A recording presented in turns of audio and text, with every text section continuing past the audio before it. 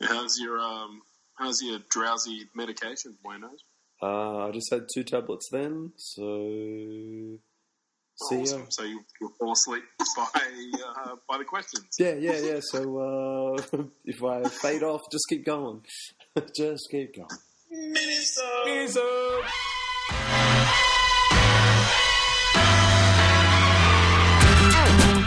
Watch out! Here it comes. Watch out! Here it comes. Watch out! Here it comes. Watch out! I suppose one of the biggest talking points over the past couple of days has been the whole reaction to Donald Trump. I don't really want to get political on the show. I don't know if I should just address not addressing it or just don't give it any airtime. It's fuck it. Yeah, too many people are obsessed with it. It's great. Like, to me, I just want to talk hoops. Like, we're under 30 days. I mean, I think we're under 25 days now till the new NBA season starts. There's so much more to talk about. I just don't want to give it any sort of focus. We're going to eventually have to address it because I guarantee you at the start of the season, they're going to be taking knees. You reckon? Yeah. Okay. I mean, look, I have my own views on it, but I mean, for me, I really just want to talk hoops. I know this is going to... We don't have to give an opinion on it, but I think if and when it does happen, I think we can talk about the fact that players might do it, or we can talk about the fact that players, when they do it, but I don't think the three of us need to weigh in on it. Well, I mean, we're not American. That's true. You should get Dan on as our Trump correspondent. I'm about to hide him on Facebook because everything he fucking likes is about fucking Trump, and he fucking has a go at people who he thinks are rednecks. Like, he doesn't know these people. And it's like, fuck, dude, you're filling my timeline with this Trump shit. Like, I don't watch. He jumps on so many comment threads, and I don't think. Do you think he knows that we can see it every time he does that? I don't think so. Probably not. Well, are you guys hearing that? Is that coming through on your end? No. Sound the alarm, Vince. Oh, God, no. Every time without fail. Sound the alarm because we finally had some deals go through. One we've been waiting on for quite some time. Carmelo Anthony traded to the Oklahoma City Thunder. He didn't go to Houston. No, right? So much speculation. I think even Melo thought 2 months ago that the Houston deal was locked in. We had rumors that he's prepared to waive it for Portland. Bam. OKC do what Chicago couldn't.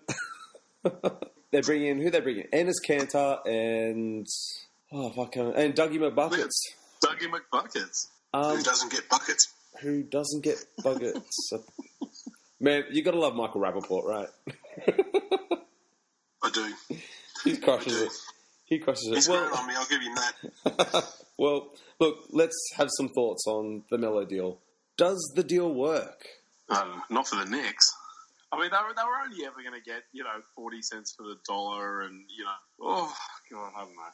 Look, the Knicks get a solid piece in Kanter. Not a star by any means, but I really love it for the OKC.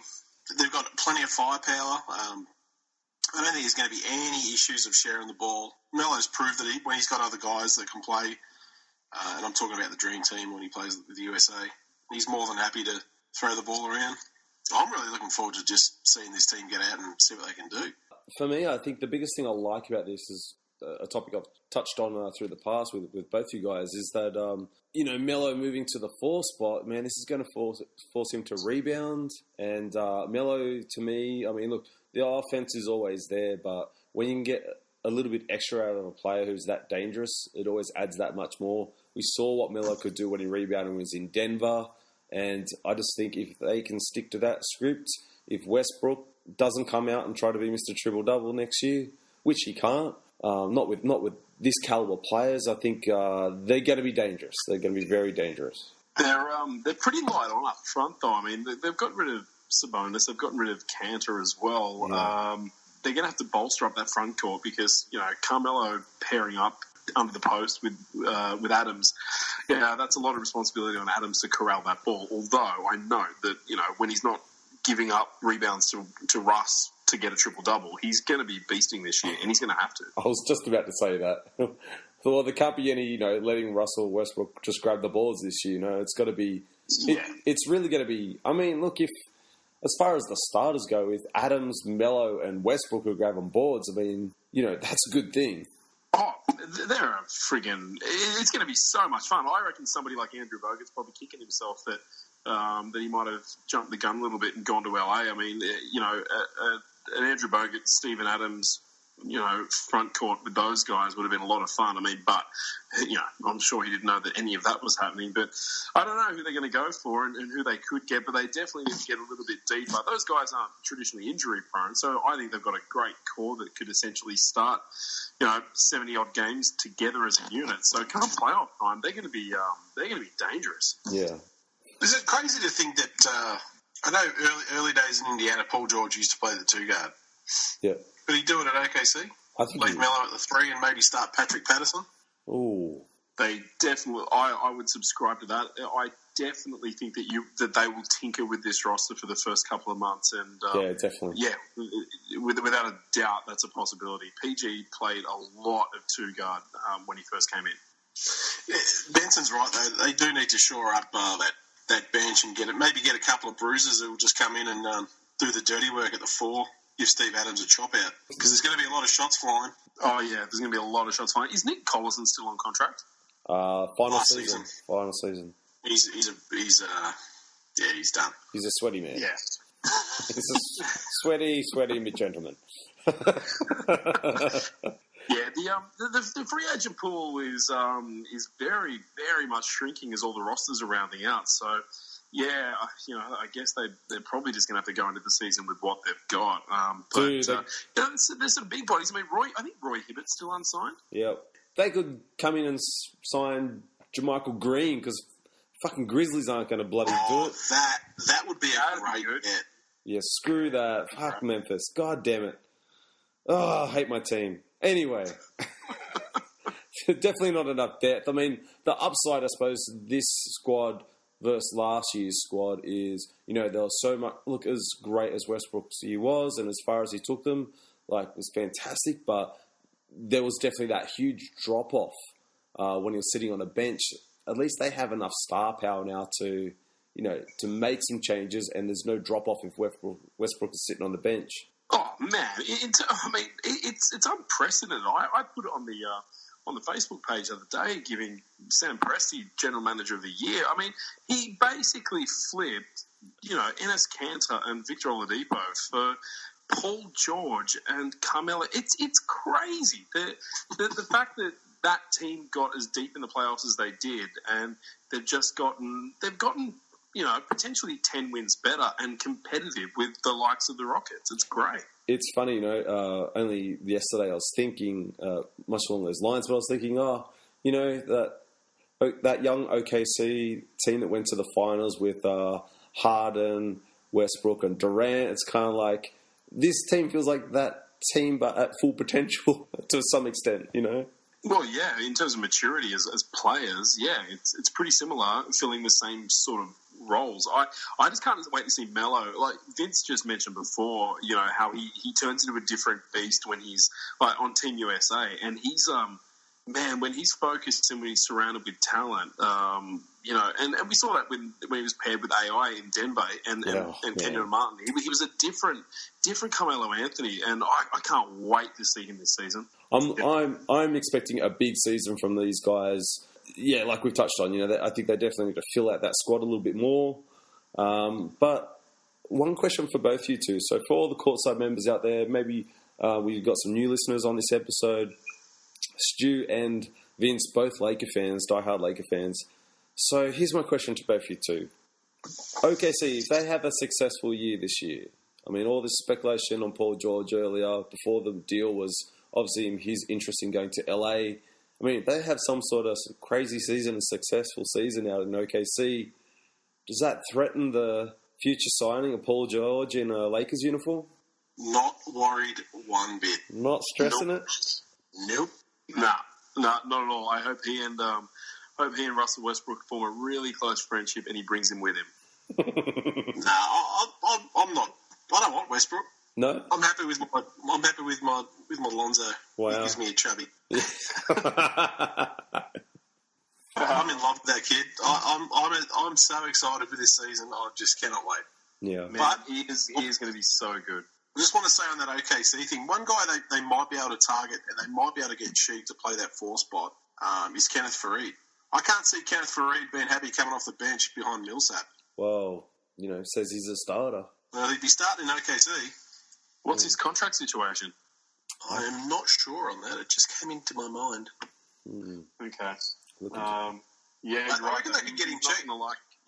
He's not going to like coming off the bench, and they can't.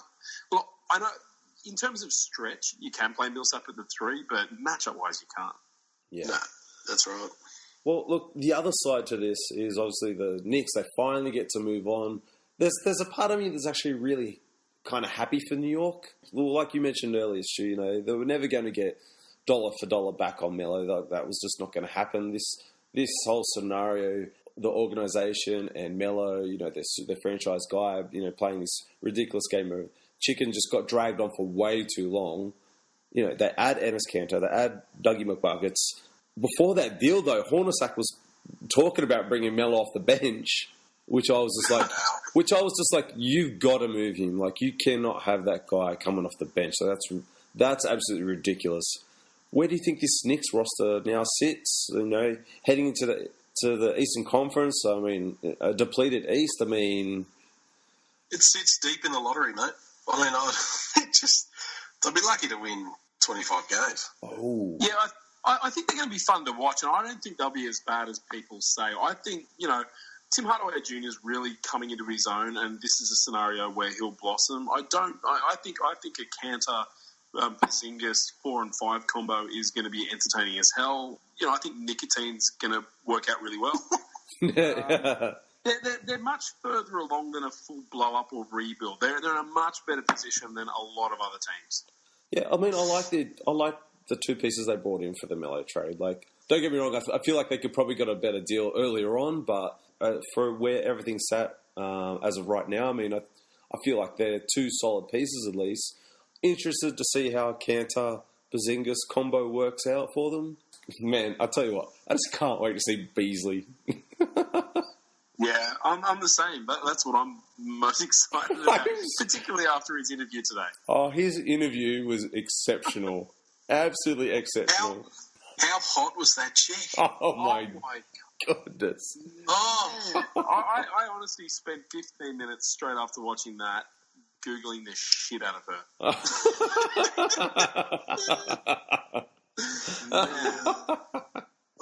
I stopped listening to what he was saying. I was just looking at her pins, looking at her other assets.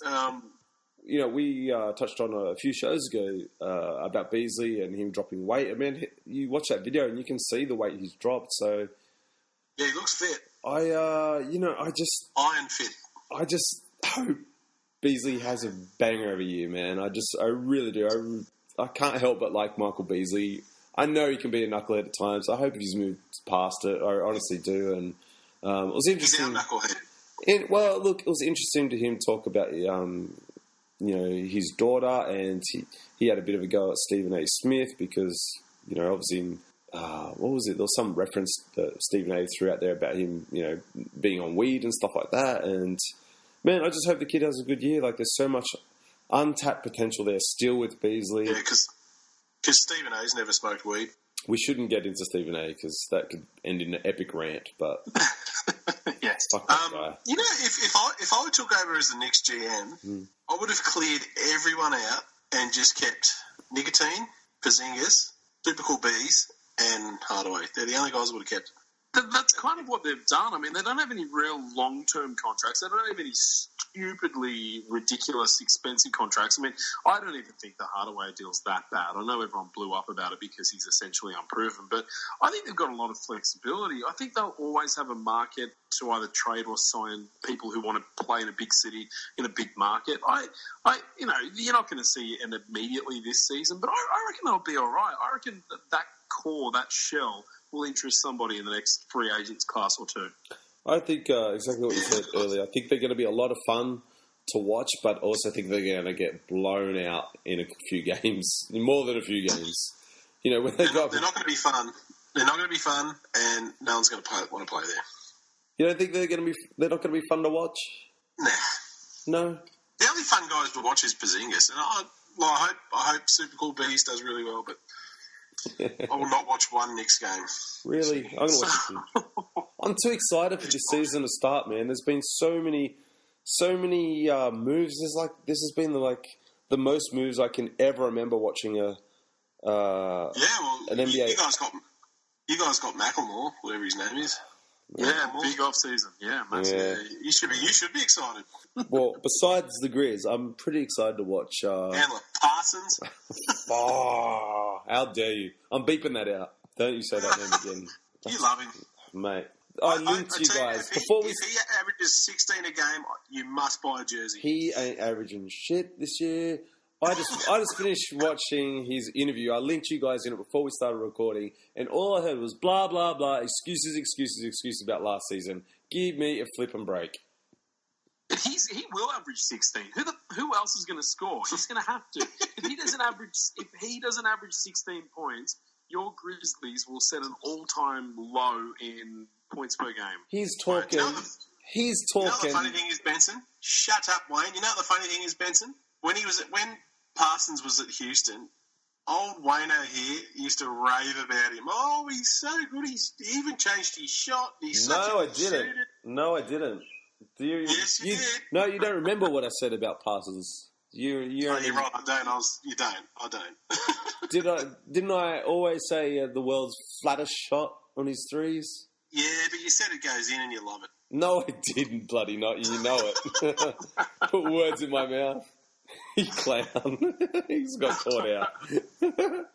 No, but look, before we move on, I was just going to say, I really want...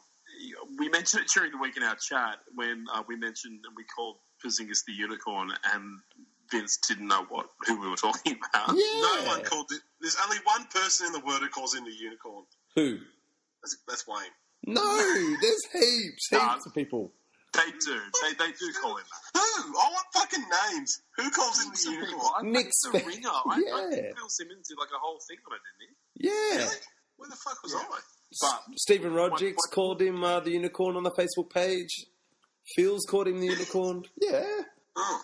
Hey. So anyway, my point is the unicorn conversation has been over the last sort of 18 months. It's been Giannis, it's been Kristaps, and it's been Karl Anthony Towns. You know, these guys that are just freakish in terms of their athleticism, their size, their position, and changing the game. And I don't know. I think Porzingis has dropped in, to a very clear number 3 in that conversation after being a very head and shoulders number 1 when they first started. I just want him to really reestablish himself. I think he kind of hit a wall last year, and I'm sure the Melo situation and the coaching, butting heads had a lot to do with it. But he's got to show up this year. Well, I mean, it's show and prove this year, right? There's no, as much as that situation happened in New York, the blunt and the failure of New York really did fall on their franchise player, Carmelo Anthony. I mean, there's no hiding behind Melo this year. Not that I think he was looking for that at all, but it's on him now. Like the way he exited the season last year. I mean, look, one half of me was kind of like, well, good on you. But then the other half was like, well, all your other teammates had a worse season than you, and they stuck around for their interviews as well. So there's no hiding behind anyone this season for Porzingis. It's do or die. I think he can be the best of those 3 people I mentioned, but it's got to start to come together. Does Hornacek make it to Christmas? No. No. Nah. No, I don't think so either. I don't know. I think he'll get a full year, to be honest with you. He's not liked. He is not well liked. Porzingis doesn't like him.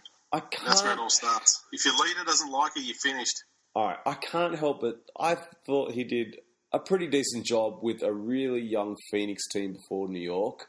I feel like that fell apart because of the clash of the point guard scenario they had out there, and I just felt like management didn't handle that quick enough. And I just feel like a lot of last year, I mean, you can really put down to Phil Jackson. Like, I just feel like he gets a year to prove himself. And he lost the players in Phoenix. Yeah. Because all reports he's a bit of a dick. And when Porzingis, who is now the leader of that team, has come out and said, I do not like Jeff Hornacek. When did he say that?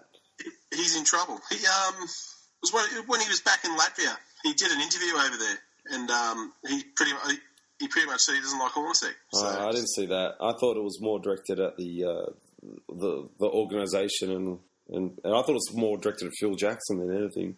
No, okay. It was Hornacek. So the leader doesn't like you, you're in trouble. Okay, well, I didn't know that, so maybe, yeah. Interesting. Check it out then.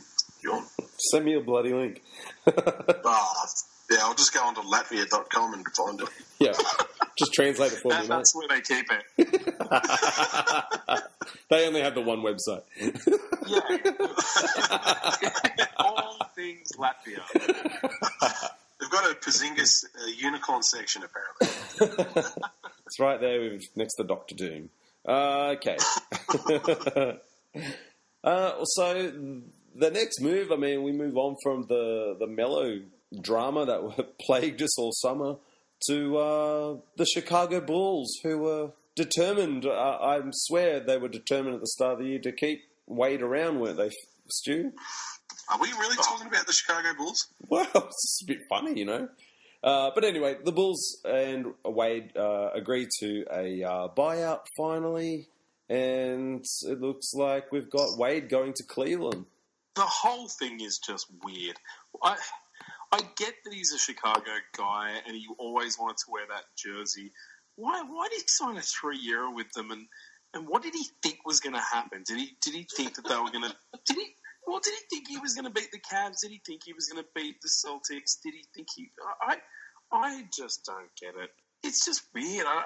It's just such a weird hiccup on the road of his career. He could have just as easily have just, I don't know, just cut out that step and just gone to the Cavs anyway. I think it was a foregone conclusion that he would eventually hook back up with LeBron. I mean, you know, good on him for doing it. It's his career. He's a Hall of Famer. He's a 3-time champion. I mean, he's got nothing to prove to anybody. Go get them checked. But I don't know. It's a weird hiccup in a weird ending of a career. I mean, you might as well just signed another 1-year deal in Miami and waited it out, right? Waited it out. You.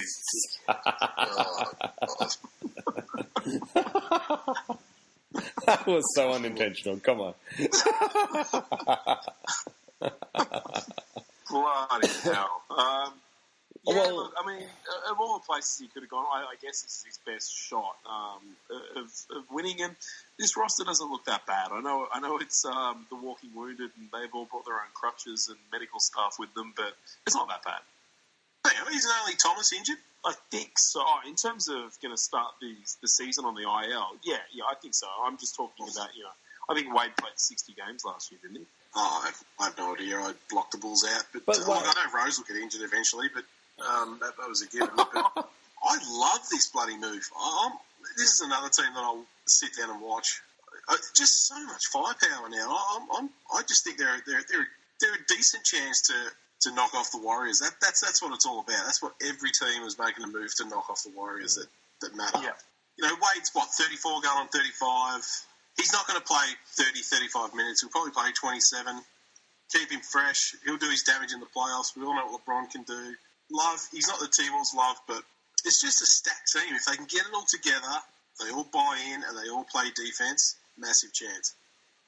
Yeah, they're going to the finals. I think they get past Boston. And I think LeBron he'll have a statement to make against Boston. Just because the thing with Boston is all those guys together. I mean, they haven't proved anything. They haven't really proved anything individually, let alone as a team yet. You look at that Cleveland roster, and you look at the guys who kind of a little bit been there, done that before. I mean, fair enough, Rose hasn't gone as deep, but even a guy like Derrick Rose is at least experienced. Multiple All-Star selections. Like he's been a franchise guy. He's led his team into playoffs. He's been through battles. He's what was his quote from the other day? My knees are fucked. Oh. No. No, he said, didn't they say like that they're acting like I'm 35 and I'm 25? Yeah, something like that. And I was like, that's actually a really good. Well, his knees are fucking 50. Well, maybe they are, but I mean, even Rose had a pretty decent year in New York last year. He put up numbers. Yeah. So we look at a guy like Wade, and I mean, obviously Wade can't really fulfill the starters minutes, but look what he did in Chicago last year. He kind of did play that six-man role a little bit, and he was still in it in the fourth quarters. So, and he put up pretty good numbers. I felt like I actually felt like last year at least he felt like he was having a little bit of a bounce back season, but the organisation stunk. Man, if they all click and they're all healthy, they are an absolute shoo-in for the NBA Finals. I mean, if you substitute Kyrie's output with IT's output, and they are very similar players in terms of metric. Mm-hmm. But then you throw in the fact that you're essentially changing up Deron Williams for the output of Derrick Rose, and Dwayne Wade slots in with anything else that they've lost. They are such a better team than last year. Oh yeah, this is the best shot they've had in the last three matchups with the Warriors of knocking them off. Look, I don't want to be a negative Nancy, Vince. You are pretty negative. But I'm a little bit worried about Cleveland. You shouldn't be. You've got nothing to worry about. Mate. It's only a one and done anyway. They're not looking past this season. This is it. This is all in. Well, I'm just a little bit worried and concerned about Tristan Thompson. The Kardashian curse? Mate, Chloe's pregnant. She's up the duff. Chloe's not pregnant. Khloe Kardashian, pregnant with Tristan Thompson's baby. Oh, Kylie's pregnant. What's that? Kylie's pregnant. Khloe Kardashian is pregnant with Tristan Thompson's baby. I will send you the link right now. You probably got that off bloody some stupid site. Latvia.com.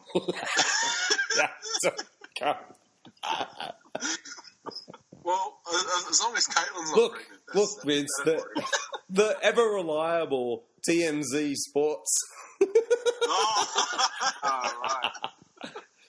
Clearly states she's 3 months pregnant, my friend. Well, career over. Well, he must have bloody Superman jizz, because Lamar couldn't get it done, and apparently when I watched Lamar and Chloe on the show, she had issues in the guts. So Tristan Thompson she's got bigger issues in the guts now. I tell you that. Wow, he's in for a ride of a lifetime, isn't he, Tom Thompson? Wowee. Good Lord.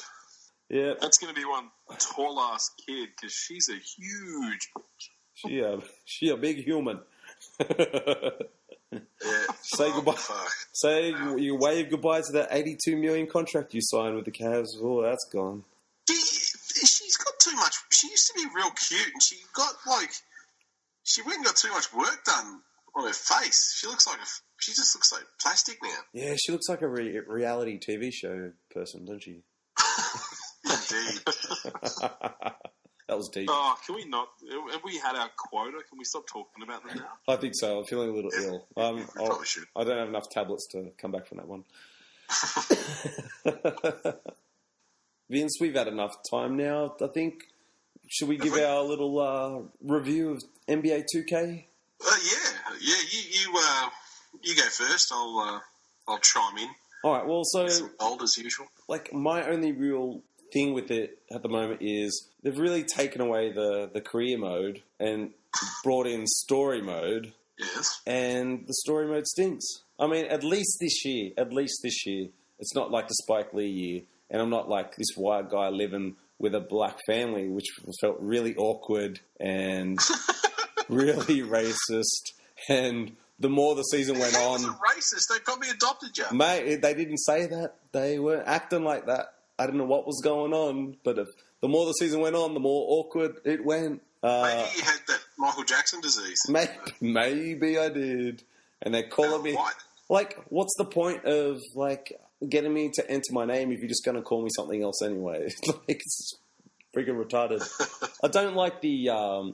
really like them going the whole GTA, like, free roaming world. Like, it's just like, let's just play hoops, man. Let's just... Yeah. I don't play my player anymore. I I do a season with the Lakers and some other teams, and I play my team, which is super fun. The story mode, it's just too much roam. Like, they make the little neighborhood you live in like a little fucking maze. So when you got to go, like, you literally got to run from one end to the town to the other end of the town, and back to training, and to Foot Locker, then to the, it's just too much. It's like, no, you've overcomplicated it now. You've taken the fun factor out of this. I don't want to spend half my time running to the next place. And then actually one of my biggest peeves is the loading time. I feel like I'm on a Commodore 64. Jesus. Oh, knock it off. Don't ever. Mate, I tell you. Well, they're trying to fix that. They released a patch yesterday that fixed some hangs between loading screens, but they'll fix it more. This is 2K do this every year. Yeah. But it's all about microtransactions with my player now. Like, they want you to spend money to get your player up to 80, 90, which I refuse to do. So you should get into my team, man. It is so much fun. Play domination, then you play historic domination, and it's so much fun. Yeah, I don't know. Get to build your team. I just, 2K for me, I play that pretty much all year round, and that's what I used to play, all year. Like, it'd be the career mode, and now they've taken that away. I've jumped onto the GM mode though, and that's pretty cool. I've been enjoying that. Yeah. Because broaden your horizons a little bit more and try the my team, because you can play online with that. We can face off, because in domination, if you beat the team, you got to get a certain amount of my team points to get 3 stars. If you get 3 stars, you get 3 packs of cards. At the end of the game, you open up the cards and hopefully you get a good player. And yeah, it's really good. You should get, if you pre-ordered, you should have Kyrie Irving as your point guard, because you pre-ordered, you get him. Yeah, I've opened up some packs, and I've got Porzingis, I've got old school Brian Grant. What else did I freaking get? Oh, Carmelo. I got Carmelo. Get a lot of duds, but you get some good players. You can auction stuff off. You can go and buy players. It's really good. Yeah, I do like the controls and the gameplays feel a lot better this season. Oh, I'm trying to learn how to do the Euro step, and they've changed the game engine this year, so players actually react different now. It's a lot more realistic, and even the layups have timing now. Like, you miss so many layups if you don't time it properly, or if there's if you're intimidated, you'll miss it. A lot of people got antsy about that. I kind of like that. Kind of like it's still not a given. Like. Yeah, well, you've got to take a good shot. You can't just drive and just throw a layup over a 7'3" Porzingis. It's like, no, he's going to spot that shit. You've got to change your shot. Like, you can change your shot. You can change the layup in mid-air. I did it this afternoon. I like the fact that you can throw a decent pass into the post this year too. Yeah. Like, you can throw it. Like, it was okay last year that you could sort of do it off a bounce pass, but you couldn't throw that over the top lob into the post. It just get picked off every single time, and they changed that a lot this year. So I like that a lot better. But yeah, gameplay's fantastic. It's like every game. There's still got things they need to tweak. They'll probably patch it. Sometimes you can lose the ball if you're a big guy down low too easily. They'll patch that, but there's all these sliders you can adjust anyway. But it's such a great game. I'm so addicted to it. If you go online, you'd see me. I'll be online playing 2K. I love it. It's affecting my schoolwork, but bit behind now. I got 2 weeks off. I'll finish it, but yeah, I finished one yesterday. But then as soon as I finished my work, I went straight on to 2K. Nice. Benson, you got to get a PS4, man, and jump on. Yeah, I'd just like to chime in that I don't know what you're talking about. You'll love it. You'll love it. Nerds! Started the season with the Lakers. Oh, Lonzo Ball. Oh. Yeah? I saw a glitch where when you're selecting players, he was shirtless. Well, he's fully clothed on mine. I don't know what the hell's going on. It was an early glitch, yeah. I saw that. Early glitch. Have you traded for Bogut? Has that come across? They automatically update it, so yeah, he's already in there. That's up, Wayne. Sorry. Go again. No, so what part of his body did he break in the first game? No, he got through unscathed, so I was pretty happy. Oh, good. Brought him off the bench. He played a nice, solid 10 minutes. It was good. Just ease him into it. Well, Stu, I hope you've done your homework. Oh, no. Because no one will get that. No one will get that except for maybe a handful of people. Every week we hit the Facebook page, all caps Courtside, and ask you guys, the fans, what teams and topics you'd like to hear on this week's show. And we get a handful this week. If you're going to call people dummies, shouldn't you know how to spell? Sorry, go ahead. Our first question comes from TJ Hollis, and he wants to know your take on the microtransaction scandals and blowback in this iteration of 2K. You know what? I hate them. That they piss me off no end.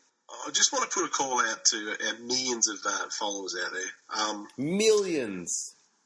Just don't buy them, and they'll stop putting them in the game. That's what we need to do. We keep buying them, which I don't, but people do. You keep buying them, they'll keep putting them in every year. That's why I don't buy them. Or you don't buy a PS4 yet. Now, how does the second richest man in Sydney not have, like, every console under the sun? Vince, he doesn't have time. He does not have time. Exactly. Couldn't you hire someone to play for you? I probably could. Actually, you've got a bit of spare time on your hands. What's your rate? No, I've got too much assignments to do too, mate. Our next question comes from Stuart Tom. Sorry. I said it wrong. Is he one of your mates? Big Stew is a legend. What's his question? It's not Tom. It's Tom. How do you say it, Stu? It's I've always presumed it's Tom. It's Tom. So I did get it right. Yeah, you're a dickhead. Yeah. All right, cool. Sorry, Stu. Other Stu. He's a big unit. Big Stu. Get him angry. He doesn't look big in the thumbnail pic. Let me... yeah, that's cool. The thumbnail. Our next question comes from Big Stu, and he wants to know the new Zaza rule and driving contact rules. I haven't really seen too much of it. Rule changes piss me off, so I don't really read them. So, Benson, or you, go ahead. I mean, this is Sure, go. No, you go. When Vince said Benson, you go, I automatically assumed that he meant by Benson, he meant Wayne, so... No, go. Hard damn. You guys are in form. You go. No, you go. Benson, let him go, because he'll just interrupt you anyway. Go on, Wayne, let's do it. It's up. It's all you. No, I was just going to say, you go. God damn it. All right, look, I don't know what the big fuss is about the Zaza closeout rule. I mean, look back at the league. I mean, you're Bruce Bowens and, guys doing it to Kobe and guys have... it's just... I don't know. I don't think what Zaza did was dirty on Kawhi. I really don't. I think that's how you defend a guy who's rangy and you don't know if he's going to drive past you and he pops and shoots and you've got to cover the potential shot or you've got to cover the potential pass and you've got to spread your fucking legs. Like, I don't know. I don't think what he did was dirty. But the one that I do agree with is this bullshit, the Harden thing where he purposely scoops his arms under, tangles his arms up. Kyrie does it as well. Isaiah Thomas does it as well. It's silly. These are guys who are never going to shoot. They goad the guy into jumping in midair, and then they barrel into the guy. They were never going to shoot, and it does need to be stamped out. So what's the rule on that now? Are they not calling that, or...? No, they're not going to call it. And then there's an area that's yet to be determined around essentially like flop warning. So they're going to be able to warn for it, and your second infringement will get you a technical. I kind of like that then. Although I feel like maybe it should just be a straight up foul. I mean, why piss in the boots about it? Yeah, maybe it is. It does need to be stamped out because there are guys who, as I said, there is no inclination whatsoever to shoot. They up fake, and I get that, and I get that's a part of the game, but to get a guy on his way down and to just throw your arms in and around his body and act like you're shooting, I understand that technically you should get free throws because you're in the act of shooting, but you weren't fucking shooting. Yeah. Our next question comes from Knicks faithful Philip Brown. He wants to know, is Enes Kanter the missing piece that boosted the Knicks from a 19-win team to a 20-win team? Yes. Yes, he is.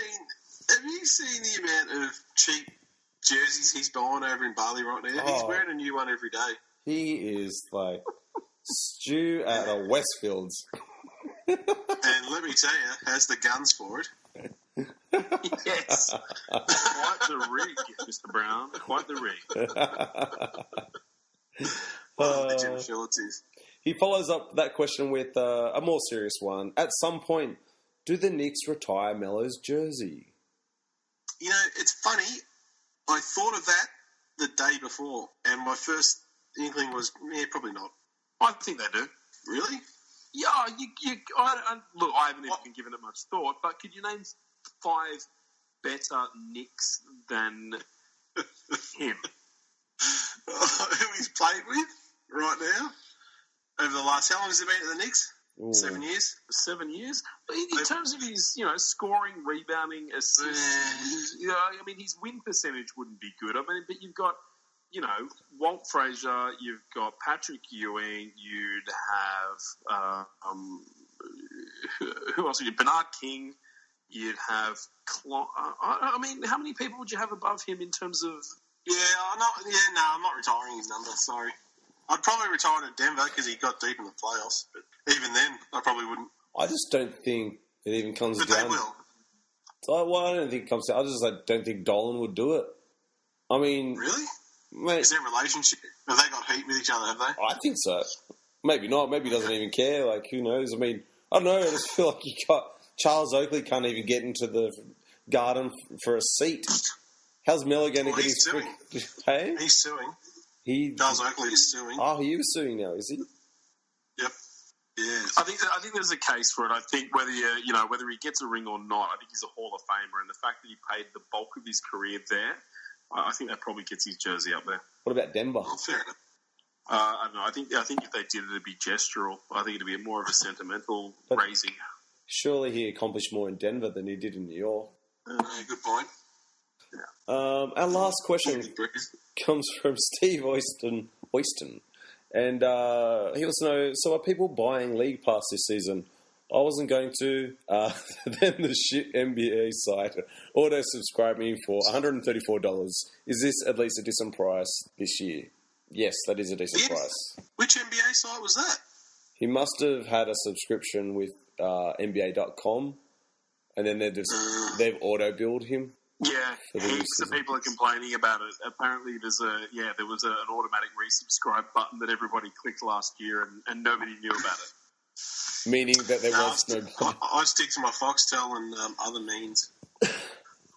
That's a pretty decent price. It depends what the package is, though. And it depends... I always say, because people ask me all the time about League Pass, and I kind of say, you can get pretty... they have different packages, obviously. So, I mean, for me, I watch... when the season's on, I want to say 8 to 9 games a week. So, for me, it makes a lot of sense. And I'm not relying on, a broadcasting pick of game. I can watch any game at any time. So, for me, it makes a lot of sense. The NBA TV or the extras, you can get them. I actually like that this year, or the past 2 seasons anyway, that League Passes has included the draft, because previously it hadn't, and then I'd be screwed because I didn't have ESPN.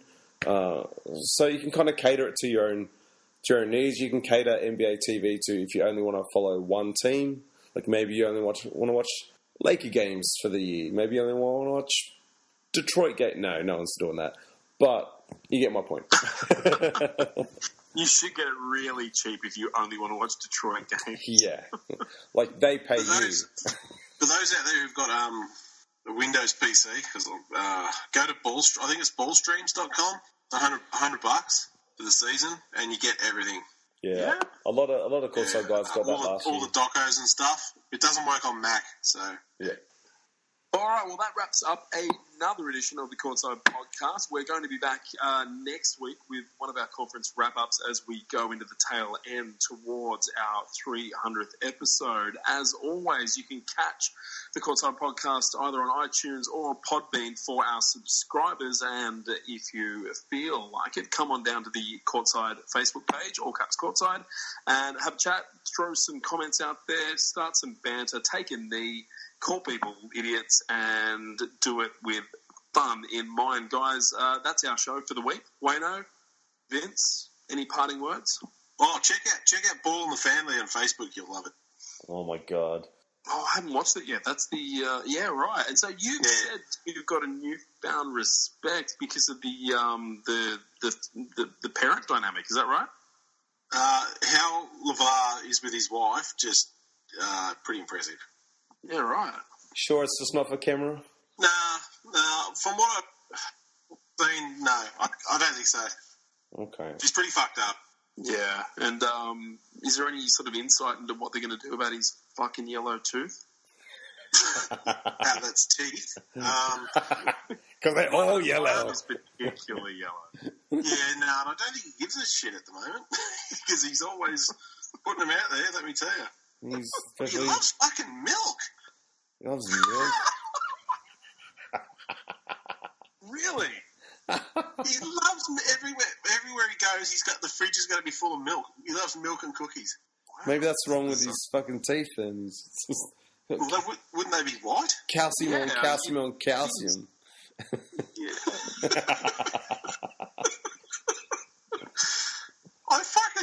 His legs spin me out. His fucking legs just bow. His fucking bow legs. He's got really thin bowed legs, right? For a guy who's carrying a bit of weight, I mean, those things are under pressure. It's like they could snap at any moment. The bending as he walks. Kind of doesn't walk. He kind of waddle. He looks like he waddles. He waddles a bit. Yeah, he does waddle a bit. But the way he is with his wife, you can see how much he loves his wife and looks after her. Like he does a lot for her. But when he's there, he does a lot. Obviously, he goes out a lot, but when he's there, he puts in the time. He's pretty good. So I guess he is kind of a normal person, but putting on a bit of a show, which is what I imagine, and I do believe he knows what he's doing. He knows what he's orchestrating. He knows by saying the things that he says that he's going to get the reaction he does. It's like I don't know. It's like he's in on that.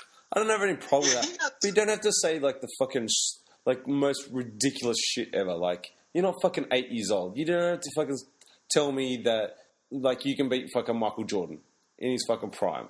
But you know what it's doing? Like it's everywhere he goes now. Everyone yells out, "Hey, big baller brand, big baller, can I have a photo?" He's like, "No." He's like, "Of course you can. Come over here, we'll have a photo." And everyone knows the brand. That's all that he wanted. Here it comes. Watch out! Here it comes. Watch out! Ball.